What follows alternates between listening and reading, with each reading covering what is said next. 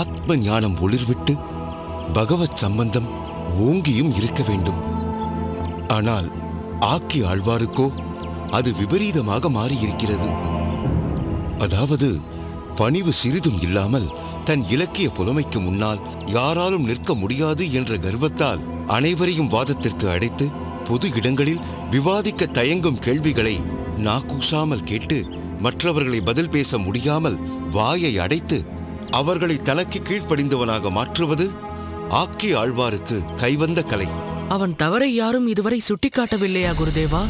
கேட்கும் அதிகாரம் பெற்ற இந்நாட்டு மன்னரே அந்த ஆக்கி ஆழ்வாருக்கு வித்வஜன கோலாகலன் என்றும் வித்தையில் மகாகணம் பொருந்திய யானை என்றும் தன் ஆஸ்தான வித்வான் என்றும் மகுடம் சுட்டி அழகு பார்த்து கொண்டிருக்கிறாரே, அதன் விளைவு அவர் ராஜ்யத்திற்கு உட்பட்ட அனைத்து ஊர்களிலும் உள்ள வித்தையை புகுட்டும் ஆசிரியர்களும் ஆக்கி ஆழ்வாருக்கு ஆட்பட்டு கப்பம் கட்ட வேண்டும் என்றும், மீறினால் சபையில் அவமானப்படுத்தப்பட்டு சிறையில் தள்ளப்படும் நிலை இப்போது ஏற்பட்டிருக்கிறது. இது என்ன அக்கிரமம் குருதேவா? தங்கள் வித்தைக்கு முன் அந்த ஆக்கி ஆழ்வான் எம்மாத்திரம்? தாங்கள் அவனை வாதத்தில் வென்று தக்க பாடம் புகட்ட வல்லவராயிற்றே, பிறகெதற்கு கவலையாக இருக்கிறீர்கள்? யமுனை துறைவா, சாஸ்திரத்தில் உள்ள நுணுக்கங்களுக்கு தக்க விளக்கங்கள் கொடுக்கலாம்.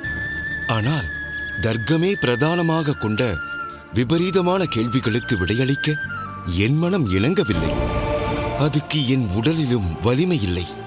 அதற்கு கப்பம் கொடுத்து விடலாம் என்றால் அதற்கான தனமும் என்னிடம் இல்லை.